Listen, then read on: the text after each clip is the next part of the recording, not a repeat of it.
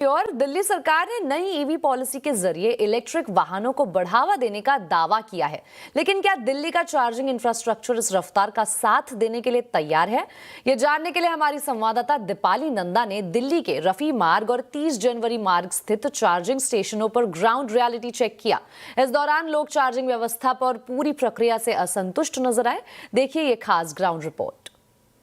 राजधानी दिल्ली में ईवी को बढ़ावा देने के मकसद से नई पॉलिसी को लॉन्च किया है, लेकिन इस पॉलिसी की सफलता इस बात पर निश्चित तौर पर निर्भर करेगी कि दिल्ली में मौजूद ईवी स्टेशंस की इस वक्त स्थिति किस तरह की है, कितनी संख्या है और ये किस तरह से काम कर रहे हैं। यही ग्राउंड चेक करने के लिए मैं आ गई हूँ रफी मार्ग पर बने इस ईवी चार्जिंग स्टेशन पर। और यहाँ पर सबसे पहले मैं आपको दिखाना चाहूंगी, एक साथ आप देखेंगे लाइन से यहाँ पर 5 ईवी स्टेशंस बनाए गए हैं। गाड़ियां भी यहां पर मौजूद है जो इस वक्त चार्जिंग ले रही हैं।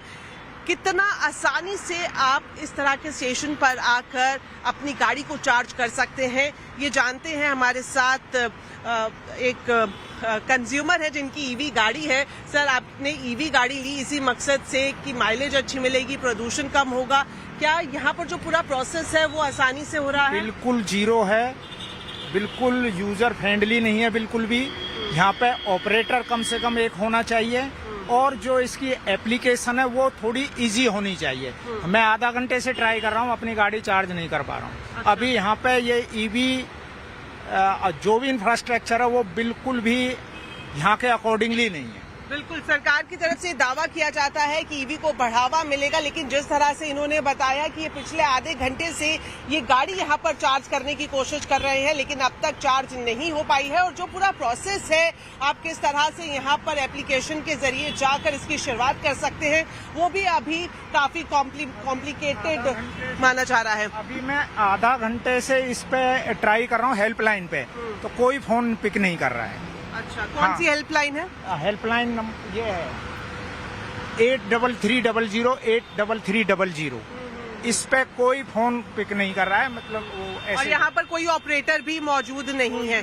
कल ही पॉलिसी को लॉन्च किया गया है, इंसेंटिव्स देने की बात की गई है और जल्द ही इस तरह का फेज वाइज शेड्यूल बनाया गया है कि सिर्फ ईवी 2 व्हीलर्स या फिर आगे 4 व्हीलर्स की ही बिक्री की जाएगी। लेकिन यहाँ पर जो इंफ्रास्ट्रक्चर है, ईवी चार्जिंग स्टेशन, आपको लगता है दुरुस्त है?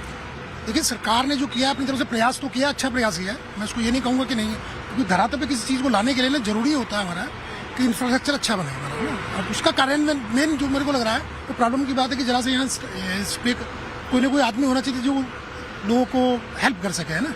तो असिस्ट करने के लिए मेरे ख्याल से कोई नहीं है ना। जैसे भी पहले बता रहे थे कि भाई हम लोगों ने प्रयास किया, किंतु वो नंबर है उसमें बात नहीं हो पा रही है। चार्जिंग स्पीड आपको कैसी लगती है? चार्जिंग स्पीड मामले अभी तो हम लोग कार्यान्वयन नहीं कर पाए, इम्प्लीमेंटेशन ही नहीं हो पाया उसका, उसके बारे में क्या कहूँ। पर यह है कि अपनी तरफ सरकार का सराहनीय कदम है और सरकार को इसके बारे में सोचना चाहिए कि कम से कम यहाँ पे उनको असिस्ट करने के लिए कुछ ना कुछ साधन है ना।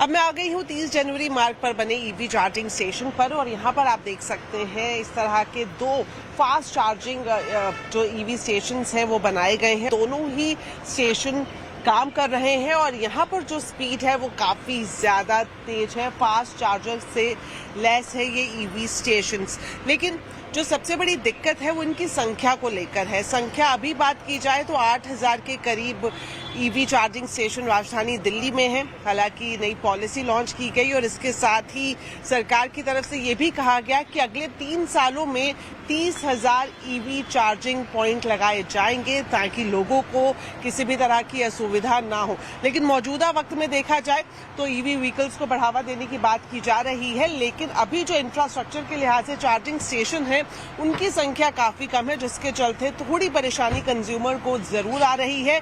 और शायद यही एक बड़ी चुनौती भी होगा सरकार के लिए कि अगर वो चाहती है कि जो नई ईवी पॉलिसी है उसको सफलता मिले तो जरूरी है इसके लिए ईवी चार्जिंग स्टेशंस की संख्या को भी बढ़ाया जाए। दीपाली नंदा, दिल्ली।